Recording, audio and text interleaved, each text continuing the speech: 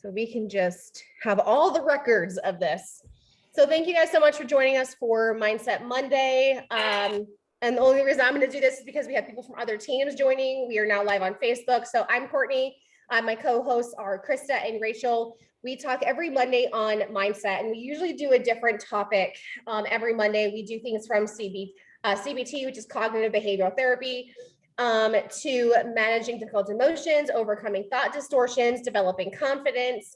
Today, we're going to be talking a little bit about communication. And as you guessed from the title, if you're watching live, it's really all about being in a space for listening, because a lot of times communication is misunderstood because we speak to be heard, as opposed to making the emphasis on listening, which is why a lot of the times our communication efforts with other people in our lives, whether on a mass scale, right, like on Facebook or like on a status or in comment sections, whether it's talking to a spouse, a mom, a child, when we're communicating, a lot of our intent is to be heard rather than to listen.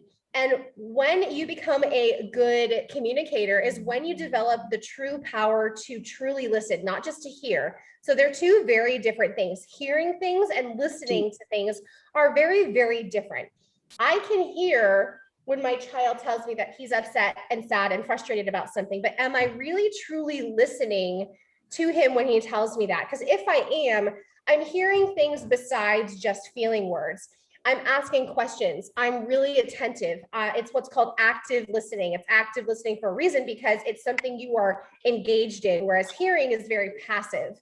So for people who are taking notes, hearing is a passive activity. Hearing is a passive activity. Listening is an active activity. It's something you are engaged in. It's something you are doing with purpose and intent. And so when we're talking about communication, whether it is in business, if it is in relationships, if it is with, on social media, a lot of us here are in network marketing. And so a lot of us communicate via social media, whether it's through posts or through all kinds of other things. Hold on a second. We essentially will, I see what you're talking about. Okay. When I switch it over to you, Krista, I will. When we do that, we find that we have better communication. And so you find more peace in your relationships with other people because you're listening to them, they're feeling heard, and communication is just a lot smoother. So I'll go ahead and I will pass it off to my co-hosts, Rachel and Krista. I will chime in when necessary, but you guys listen to me talk enough. So I'm going to go ahead and hand it off to them and let them take the floor. Hello, everybody. So this is an area that I've had to work on a lot in my life, is communication. I think everyone has had to learn how to effectively communicate, especially, when you're a child and your communication is to be heard. And then when you're an adult, it's communication throughout your life shifts a lot. And as in adulthood, we all have to learn how to effectively communicate with others. And I think, hashtag the struggle is real can sometimes overtake a lot. And one thing I really wanted to talk about with communication is kind of like what Courtney was saying a little bit about when you listen to someone, you need to actually hear what they're saying. So this is going to be an eye roll moment for all of you, but we have one mouth and two ears. I know everybody's heard that. I've said that to my kids and they have hated me. But I think that the idea of talking less and learning to listen more is a very, very effective tool. I had a family member, my grandfather, who barely spoke, but he knew everything about everyone. And when he did speak, it was really with a purpose. So one thing that I really want to highlight is that people speak because they inherently want to feel heard. Not just that you have listened, you've heard what they said, and you've thought about it, but you need to somehow communicate to that person that you've heard them. So this is definitely an area.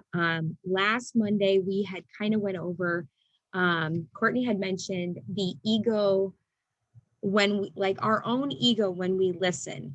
So a lot of times, I'm going to use family examples because I think that this can really help in all areas of life. But I think the first people we have to really learn to communicate effectively with, obviously, and that we probably clash with the most is our personal family. Um, One of the biggest things that really made sense to me is when you listen, not from a space of what do I think about it, but what are they thinking about it? So if my child or so if my husband comes home from work and he's angry, I have a couple choices. I can really be in an ego and think, oh, well, he's mad at me. There's something I've done. So first we have to take I out of the communication. When other people communicate, we really have to put what they're communicating over there in their space. And we have to learn to get over there in their space with them and not be over here always in our space.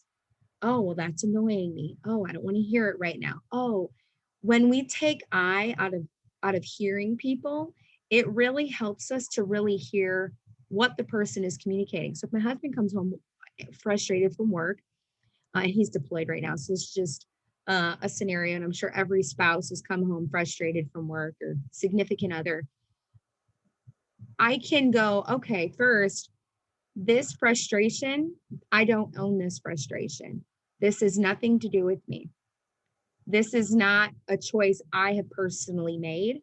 And this is something they're frustrated. So instead of me having my ego thinking this is all about me, I can choose to be quiet and just stop and let that person, like my husband, communicate why he's upset.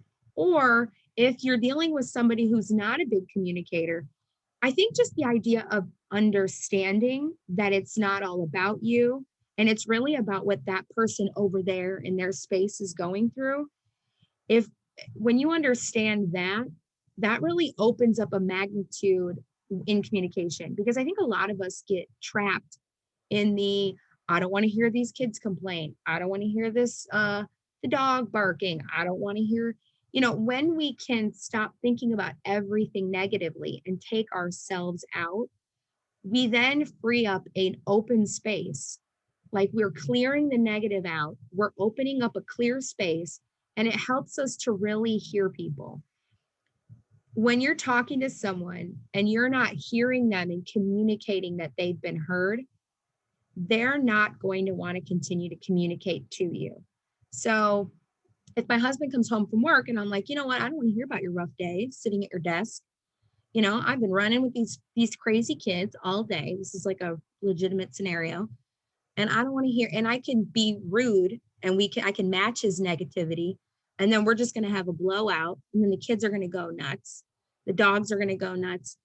Or I can choose to take myself out of the equation and be A, positive, and B, in a space of listening. You know what? Oh, he didn't eat lunch today. Oh, wow, he had a rough day at work today. And then communicating, oh, honey, I'm so sorry that you had a rough day. And this really works with anyone that you communicate with. When you actually hear and not assume, that whole, and excuse my language, but that whole when you assume, you make an ass out of me and you. I think when we assume, we are not hearing what that person is communicating over there in their space. So I have nonverbal children. We have to use everything other than verbal cues to learn what is he communicating. And it's really helped me to really get on a basic human level of reading body language and a whole bunch of things. So I've had a lot of practice, but it has not come easy. And I think for some people, it's really a choice to get in the space of not only hearing, but thinking about what they mean for them. So maybe the person you're talking to doesn't want your opinion. Maybe they just want to feel heard. Maybe the person you're speaking to does want you to hear them, but they just want you to say, like, have you ever explained, like called your mom or your parent, best friend, and you want to just complain, like, I know we're not trying to say that on Mindset Monday, but when you talk to someone, you're complaining and they're like, oh, you know what you should do? And like when you have a parenting problem and someone's like, oh, you need to do this, this, this, this, this, this, and this, and you talk to everybody, they all have their opinions, and you're like, your head's spinning. When all you wanted was to be heard. When we listen from a space of hearing and we actually get in someone else's space and we think about where they are in their shoes, then we can now go towards, what can I do to help? And I think in our business, that is the key. Sometimes people just aren't up for really big communicating. They don't want you to explain in long paragraphs. If they're answering you in few words, that they don't want you to send them 40 paragraphs. They don't want all that information. They don't want you to word vomit on them.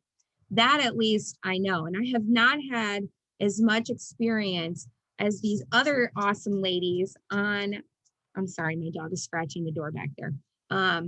But a few things that I know is when we can help others and add value. So not only hearing what is their key concern, and if you don't know, you can always ask, hey, what are you looking for? You know, what is the number one thing that you really need? And when we start getting into people's, oh, I need more. If I'm talking about having energy all day and someone just wants to sleep better, you know, energy all day sounds awesome to me. But some people, they're like, I got 4 cups of coffee. I don't really want that. Maybe they're not looking to give that up. But if you can explain to them that by doing this, they have better sleep because sleep is their number one concern, that would then change their daily habits.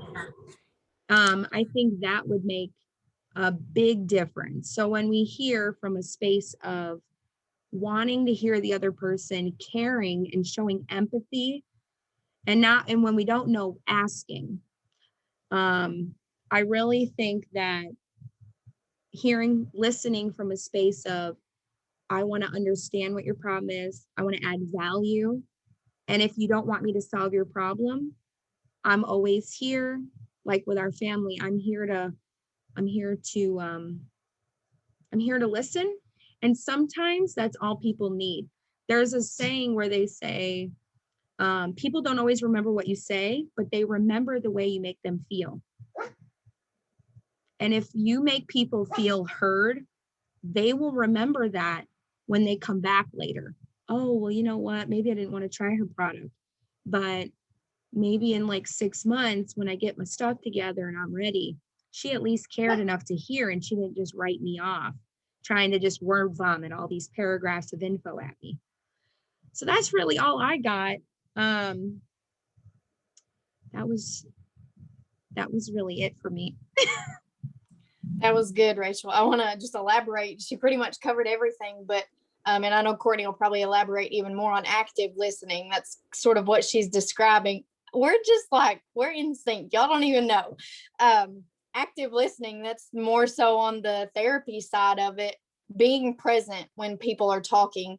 I'm very guilty of this because I'm the greenest personality you'll probably ever find besides Jordan.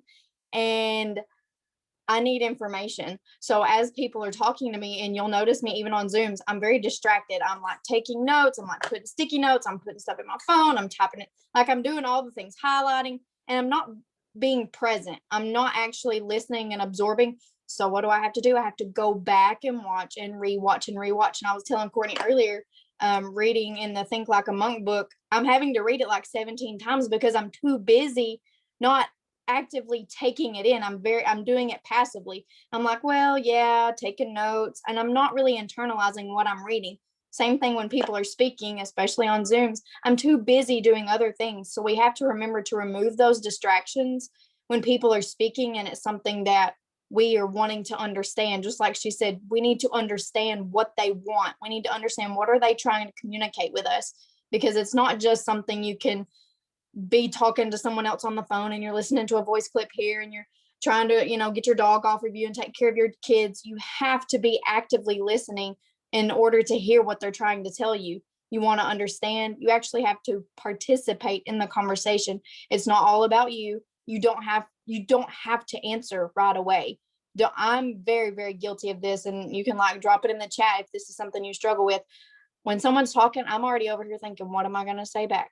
How am I going to respond? What's my next thing? That shouldn't be how it is. I should be listening internally, like thinking, brainstorming, and then respond. I shouldn't be thinking about my response before I ever need to respond, because they may say something that makes me think a different way, having an open mind. Because what if that next statement, if I'm over here like in La La Land thinking about my response, but their next two statements or next few little things that they have to say completely derail what I was going to say. It could completely change what I have to say to them or what I need to say to them. So I'm trying to really learn how to back away from all the information, back away from needing to know all the details, and just breathe, just listen, see what someone is trying to ask of me. What are they trying to tell me? So then I can have an appropriate response that is actually valuable to them at that time. Yeah, I mean, I think these ladies hit on all of the points when it comes to really, hearing somebody versus just listening. And I think that this is going to, when you really implement this, it can really streamline a lot of your conversations and really take away a lot of the arguments. So many of the arguments you have don't need to become arguments. They become arguments because you want to be heard, and so do they. So when both people are wanting to be heard and neither party is listening, you're not going to get anywhere. So when you enter a conversation, the whole point of communication and the whole idea behind communication is to reach an agreement or to understand. So that's it's to understand. How can you go into a conversation attempting to understand something better if you are not hearing what they're saying? Okay. What you really need to do is call it what it is. You need to call it by name and just say, I need you to listen to me. Like that's not a conversation, but it's okay to say that. It's okay to say, I'm not, like Rachel said, clearly state what you need. I have to do this with my husband a lot because I think for a lot of men watching or on here, they're very, and maybe even some women on here, are very much problem solvers. When people come to you, you're thinking, how do they want me to fix this? Well, newsflash, they don't always want you to fix it. Sometimes they just want you to listen. And so what can eliminate a lot of those, because I was actually talking to my lash tech about this a couple days ago. She's like, so I see that you do these things and I have a question for you. And she was saying that she feels misunderstood a lot of the time in the conversations with her husband. And she was like, I try to tell him things and he just gets mad because I don't take his advice. And then he says, why are you asking me this question? And she said, I'm not asking you a question. And he says, yes, you are, right? How many of you, drop it in the chat, put it in the comments below if you're watching live, like ever get in this kind of conversation with your spouse, right? You're just like, I don't want you to fix it. And they're like, then why are you talking to me? Why are you telling me about it? Like, you need to go in with clear, again, communication with, yeah, Amanda says, yeah, Courtney says, absolutely. Laura says, yes, like it's common, right? You need to be clear and say, hey, are you open? And first of all, ask them. Not everybody is in the space to hear. So you're making it all about you when you assume they want to deal with your stuff. So in the therapy world, we call it holding space. So you need to make sure they're available to hold that space for you, okay? Because not everybody is. So first, check with them. Hey, are you available to like listen for a sec? Are you available to kind of hold some space for me, right? Whatever. If they say yes, you can say, you know what? I'm going to kind of vent. I really don't need you to solve the problem. I know because you love me, you're going to want to, but it's okay. Don't feel obligated to solve this problem. I think I just need to get it off my chest. Okay. Then you can vent, right? And then everything's good. No them giving you advice, no you getting defensive, no them getting defensive because you're defensive, and then no argument. Okay. Same thing when, like what Rachel said, clearly articulate it. I think a lot of times we assume, and I've heard this before when I would counsel a lot of couples, it would be, well, why should I shouldn't have to say that. That's about you. The fact that you think you shouldn't have to say something is assuming one, that your spouse or partner or friend or whatever is a mind reader. The way I look at it is it's never going to hurt to communicate. And you wanting to simply just assume something, or you wanting them to assume something, is arrogant on your part when we're talking about that ego, right? Like, I shouldn't have to tell them how to love me. They should know. We've been married 10 years now. Nope. You should still be able to communicate those things. If you're frustrated, even though you're walking around all like, right? We all know we do that, right? Like, you're closing cupboards extra loud and you're all like sighing. Okay, they get it. They're not dumb. But if you can go out of your way to communicate it non-verbally, can you imagine how much more effective it'll be if you can communicate it verbally and clearly? Because here's the thing, if I'm walking around like that, you can assume I feel all kinds of ways. Mad, frustrated, sad, overwhelmed, right? You can think, you're gonna think mad. Oh my God, she's mad at me. What did I do? Men in here have PTSD. When I just slammed that cabinet, they're like, oh my God, what didn't I do? What did I do? Right? They have this like, oh, what did I do? I'm probably not mad. Maybe I'm really overwhelmed with the way the kids were behaving. Maybe I'm feeling really frustrated. Maybe I'm feeling really sad about something and I just don't, right? Like, you can communicate that and you need to give it more words. When I would work with children, a lot of it was calling it by name. You seem really frustrated. Is that right? Ask them, is that correct? Right? No, I'm not really frustrated. I'm more sad. Oh, you're sad? Why are you sad? Right? So asking them, you can say, you know what? I'm just feeling really frustrated right now.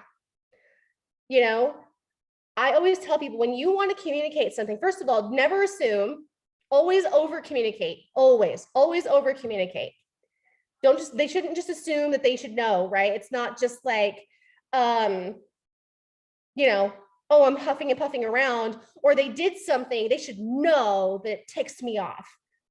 Nope. If they do something that ticks you off, you need to say that.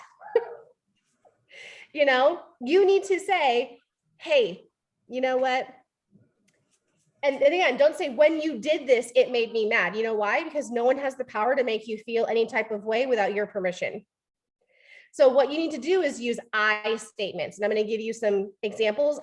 So just like how we talk about feel, felt, found in here, I want you to use these I statements like in everything you do. I want you to use them so frequently that it's like the only thing you ever say. You start making fun of yourself when you say them, okay? I feel blank, right? I feel, you insert however you feel at that moment. I feel frustrated. I feel blank when you blank because blank. One way I know we can fix it is blank. So I feel really frustrated when you don't communicate that you're going to be late for work because it makes me feel like you're disregarding my time. It would be really helpful if you could text me when you're going to be late. Oh, no argument. You know why? He can't argue with my feelings. He can't argue with my feelings. You don't feel frustrated. Oh, brother.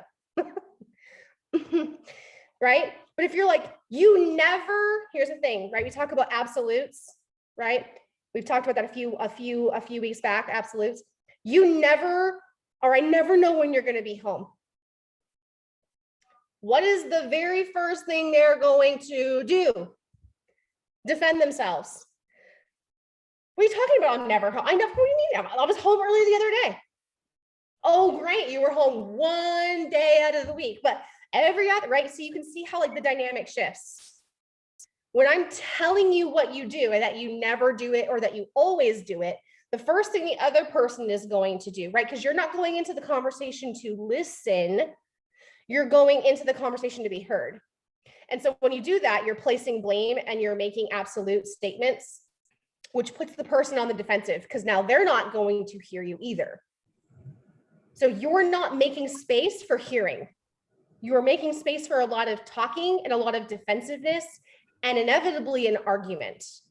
And I was talking to somebody, so if we're bringing this around to like business and we're talking about how we connect with our audience, one of the best things to do is to ask questions, right? So, right, we all know that we thrive and that we don't drink coffee. And someone got on stage, they were like, hey, how was this RCM? And she said, you shouldn't drink coffee, you should thrive with me. True statement, right? True. But this is almost, or something like, well, coffee doesn't work, you should try something else with me, right? And it was like, that inevitably is going to what? Put the person on the defensive to defend their coffee. Even though in their post, they said that coffee wasn't working for them. But when they feel that way, right? You're not going in to hear, you're going in to tell. So if you can just say, oh my gosh, I felt that way too. When I would drink coffee, I would guzzle it down, didn't feel any different. Do you feel the same way? Right? Ask questions. Do you feel the same way too? Yeah, I just feel like no matter how many cups of coffee, oh my gosh, like how long have you been, right? Asking questions, and then how's that working for you? Would you ever be open to trying something new? Because I know see how it's like, I'm not putting the person on the defensive. If they decide, yeah, I love my coffee. If it doesn't work for me, I'll just drink a second pot. Great, sister. Do what works for you. Okay. Keep it up. Right? I'm not going to be like, well, that's like really bad for you. No, you know why? Because I'm not opening up space for hearing. Okay. So just kind of bring it around. That's active listening. Always also, and we'll close out with this, is always use what's called reflective statements. Use this again with your kids, with your spouse. You all are going to have better marriages after this, promise you. So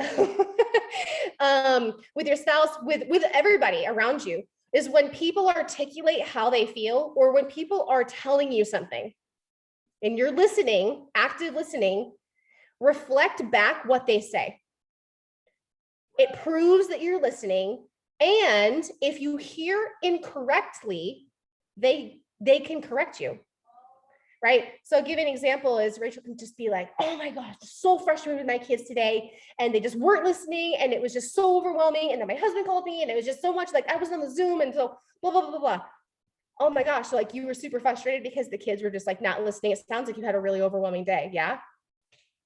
Yeah. Is that right? Correct me if I'm wrong, but right. Like all those things.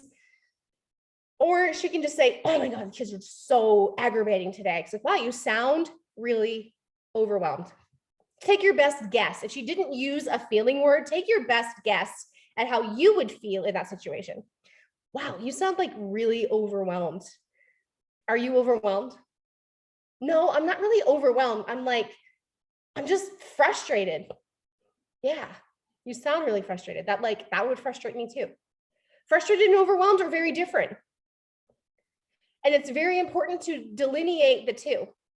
Same when we're talking to customers or potentials or whatever, right? And they're talking about certain things. They're like, I don't know. Like I wake up and I just feel like crap. And then I just feel like I can't get anything done and blah, blah, blah. Man, like, I don't know. Do you feel like tired all the time? Do you feel like drained or like mentally exhausted? Like it sounds like you're like mentally exhausted. It's not like mentally exhausted. I just feel like I have no purpose. See how the two are very different? You asked a question, you assumed, but you asked. You're like, wow, that were me, that would sound mentally draining. And maybe she's like, yeah, mentally draining, but I just feel so drained mentally. And you're like, yeah, right? You're like, you're all on the same page. That's active listening, is asking reflective questions. State back. Now, don't be like a robot, right? You're not reading back their statement like an officer that pulled you over, right? Like, you're not doing that, but you're just kind of summing it up. You're like, wow, that sounds so overwhelming. Like your kids were just like not listening. Your husband called you. It felt like you couldn't get anything done. Like, were you able to, do something for you that made you feel better, right? Like you're reflecting back what you heard. You're saying, I feel the things you're feeling. Like I heard the things you're feeling, right? that's the difference between listening and hearing. So many of us go into conversations to say what we need to say. If you go into a conversation, and someone told me this the other day, I won't say who, because they may be watching live, is I asked, they were talking to me about stuff in their relationship. And I said, did you tell him that? Well, no, I didn't tell him that. Well, why? If it's important to you and it's an important key piece of information that they may need to make a better decision or to listen better, why wouldn't you? And, well, I just didn't think I had to. Well, I would argue that if you want to go in to have a better solution, right? So they're saying, well, I always just listen to what he says, but he never listens to what I say. Well, first of all, that statement right there tells me you don't actually listen to what he says all the time. But one of those things is that I can guarantee that if you go into a conversation with this mindset to listen and truly hear the other person, and you respond in a way that is more beneficial to the outcome they want, without a doubt, they will be more responsive when it's time for you to be heard. Without a doubt. The problem is that we start to feel so self-righteous that it's our turn to be heard. You need to listen to me. You're not listening, right? And it's like, you're not listening. You're not hearing what I'm saying. And you're like demanding that they do it. When you go in thinking, well, it's my turn. Like Rachel said, you need to go into every conversation and remove yourself from the equation. So even if you have a problem, right? Like your husband did something, your spouse did something, your wife did something, and it really ticked you off, right? So you're the one upset. I want you to approach it like this. And this is gonna like really be like sandpaper to a lot of people, okay? But I want you to go into the conversation and I want you to think, even though I'm the one that's mad, how can I solve their problem? How can I hear them? Because there's clearly a reason they did what they did. If you go in with the understanding of, I want to know why they did that, and not to make yourself feel better, not like, oh, I need to know why. Why would you do that? I'm not talking about that. I'm talking about authentically listening and hearing. Don't go in and be like, why would you do that? But you're telling them how you feel, and then you are opening yourself up to hearing their rationale for doing that. A lot of times, guess what? It's not about you. They're just reacting or behaving or making choices based on how they feel. And so if you go in with the expectation of, I just want to understand them better, not to be heard, guess what? You will inevitably be heard. But as soon as you go in with the expectation of being heard is the moment you will not be.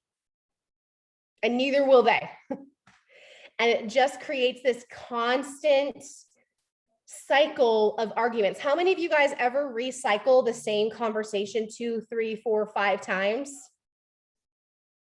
Or I don't know, if you're like me, for over a decade of your marriage, right?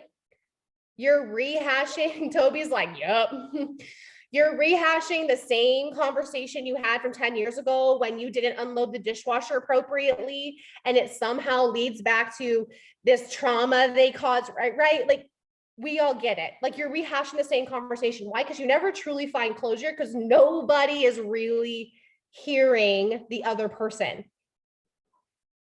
The moment that Richard and I, and I'll use us as an example, really started doing that is the moment that we were able to let go of so many painful things in our life and in our marriage that they don't even bother us anymore.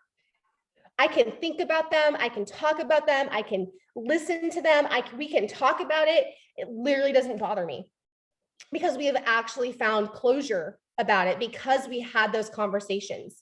If he hurt me, I went into the conversation to listen, even though everything in me wanted to be like, you need to listen to what you did to me. You need to hear how it made me feel, right? We know that. We go into conversations like that.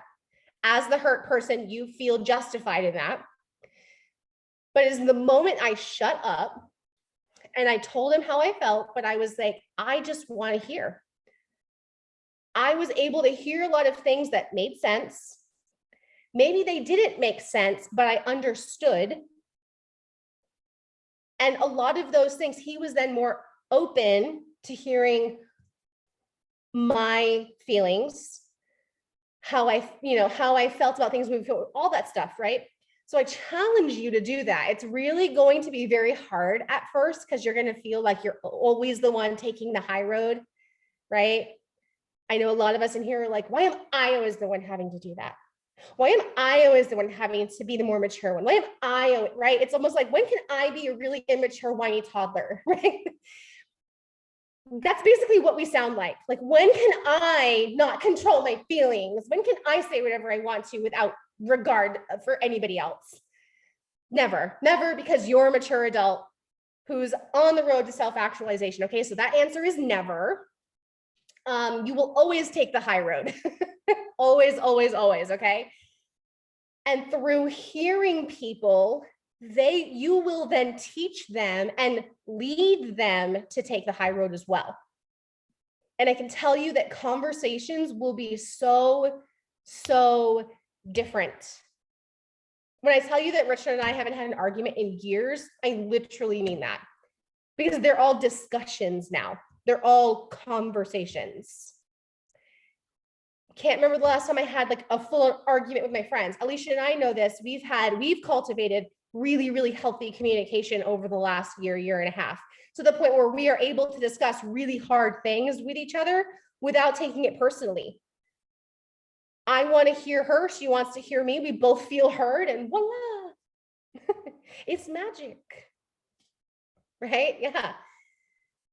So this, and why is this important to mindset? I think because inevitably, when I hear a lot of you guys and we're talking to a lot of you guys and I'm seeing a lot of the reactions in the chats, a lot of it, you guys have experienced a lot of trauma in your life. You guys are still carrying a lot of that around. You guys are behaving, acting, and thinking rooted in that trauma experience.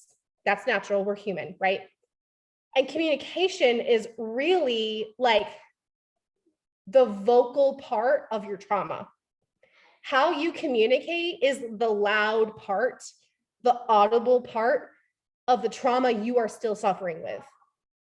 People who communicate better aren't actively living in that turmoil of their trauma. They can't coexist. So when you find people who are really poor communicators, it's because they're still living and walking and breathing in that trauma experience, or in that insecurity, or in whatever it is, right? And so that also helps you when you think they're not doing this because, again, it's not about you. They're not acting this way because of me. They're acting that way because they don't have the skills. They're acting that way because they're still living in trauma. They're acting that way because they have insecurities. They're acting that way or behaving that way or whatever for some other reason outside of you. Because you're important, but you're not that important. Okay. You are very, very important, but you are not the center of the universe. All right. Toby says, when I started to not try to fix what my wife was feeling and saying, we started talking to each other more and stopped talking at one another. Exactly. And helping each other through those things. Yeah, absolutely. Just listening to each other is so, so, so powerful. I think that's really all we need as humans, is to just talk with one another and not necessarily fix the problem. The problem usually fixes itself. You know, it doesn't usually need our help. Rachel and Chris, I'll kind of let you guys close it out. But that was my 2 cents. I have 2 things I'd like to add. 100% nail on the head for me. That is exactly where my brain's at. I think everything that she just described, there's 2 things I want to add. Number 1 is, when we communicate and we're trying to hear somebody in their space and be over there, we have to own all of this. You can't hear and stop, like Krista was talking about. You can't stop all of this if you're blaming them for this. This is you. this here, this I'm mad at you, you own that. That's your problem. They don't have to solve that. You do. Taking ownership, I think, is a huge thing. I have this dog, I swear, I have had to work really, really, really, really, really, really hard because I was a big complainer. I have been through trauma, but that trauma is my story. That's my lens. I look at the world. So when I start seeing someone through that lens, I'm interpreting them through that lens. Oh, well, he's mad because he just doesn't want to talk to me anymore because this, and this. Actually, no, that's my problem. And Gizmo, stop. That's my issue. And I have to own this. And sometimes I think in the moment when you're communicating, especially with family, if you can't, if you just are like me and you're one of those baited people and you get hooked and you just cannot stop. This is my mother. Oh my goodness, you guys, my mother, Rachel. And I'm like, talk me off a ledge before I lose it. I literally will call her and be like, talk me off my 1000th ledge, Mom. I have a fire temper, y'all. Seriously. And I get hooked and baited, but this is all me. So the one thing I wanted to add is when we listen to hear other people, we have to first learn how to own our own stuff and our own feelings, emotions, reactions, how the world is occurring for us. And two, everything that Courtney just described is to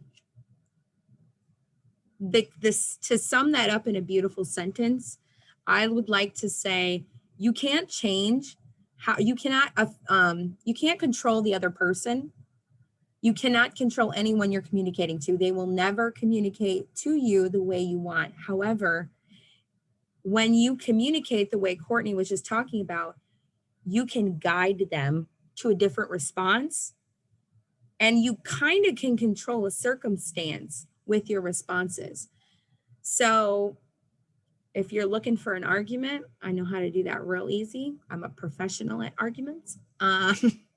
So if you're picking an argument, you're blame shifting, those are the you statements. When you start shifting those to I this, and then really think about what's going to matter. What's going to matter in this relationship with my spouse, my kids, my husband, my mother, my friend? Is this problem going to be a problem 6 months from now?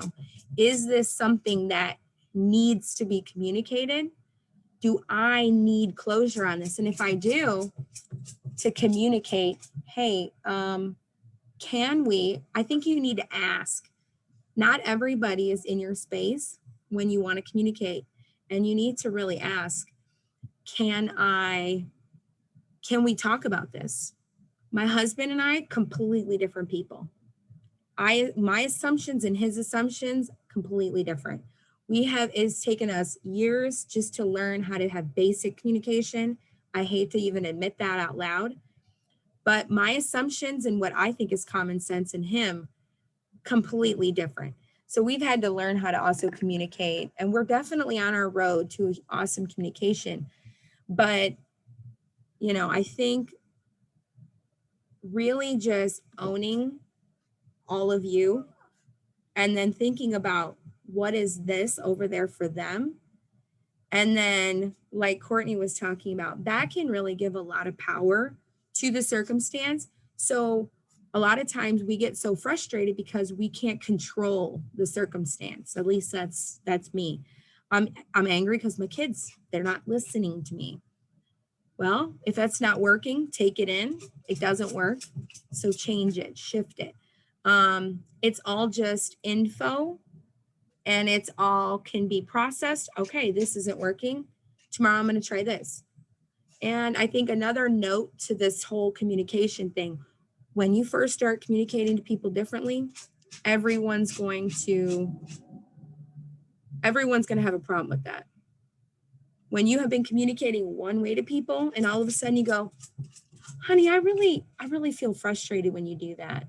Or, can we talk about this for a minute because I'm really upset and I'd like to hear and they're going to be like, I don't have time for this. That's the moment that you have an opportunity to change, and you can take power by owning this, being in their space, listening first.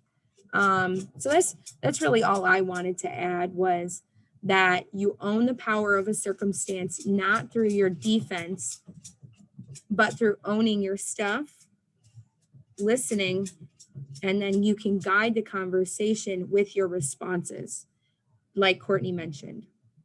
So yeah, I think that's really it. I don't have a whole lot to add either. Just to tie what both of them said, both of them talked about being on the defense, and how many conversations have you been involved in, or like either you and someone else, or you've been in the middle of two other people or however many people, and one person chatters off something and the other was just like boom, boom, boom, boom, and it's just back and forth. Sort of like what Courtney said earlier, how many times do you just circle back and circle back and circle back to the same conversation because things weren't solved? There were problems, there were roots of those issues that just weren't solved because we don't take the time to listen. We're not actually listening. We're just sitting there. We're not really absorbing what's being said. We're not letting them use their voice and taking what they are saying as it is. We're too busy thinking about all the times they made us angry, all the times they hurt us, and what we want to say, instead of what do they have to say. And then I can step back and say, I didn't even think of it that way. How many times have you said that? Have you been involved in a situation where you're like, I never really thought about it that way. But now that you put it that way, I can see where you're coming from. How do we move on from this? Because you do need a solution every day. Exactly. Every day you either see it or you're involved in it, just because that's how we are now as people. We have come to this place where we don't care what people have to say. All we care about is what we have to say. So you have to really think about that and stop and reflect. Is there more to this? What are they trying to say? Is this something that maybe I should reevaluate and come back, even say, let me think about that for a second. Can I just have a few minutes to just think about this, because it's not something I've thought about before? Because you don't have to give an immediate response, because a lot of times our immediate response is not the best one. It's out of anger, it's out of frustration, it's out of, you had a bad day and maybe that's not what you really wanted to say, but that's how it came out because, you woke up on the wrong side of the bed and the dogs puked in the floor and the kids, having a fit first thing in the morning, you spilled your lifestyle mix, whatever. And so don't always feel like you have to respond right away. Don't feel like you have to even give a response at all. Sometimes take it in, listen to what's being said, and then move forward. And I'll let Courtney close because she'll probably have to shut it off for us.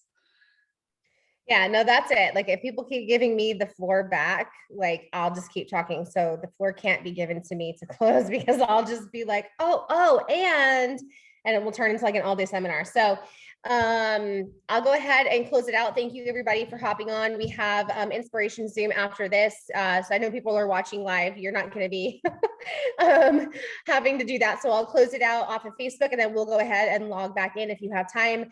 Haley always has a really fire Inspiration Zoom on Mondays as well. And so we have that in 10 minutes, but we'll go ahead and close it out. Thank you everybody for watching live. And for those of you guys who tuned in as well on our Zoom, like I said, we do this every Monday at 6 p.m. Central. We're going to be broadcasting them live for you guys to join in. So feel free. If you'd rather join via Zoom, comment down below in the comment section. We'll drop the Zoom number. You can feel free to hop in.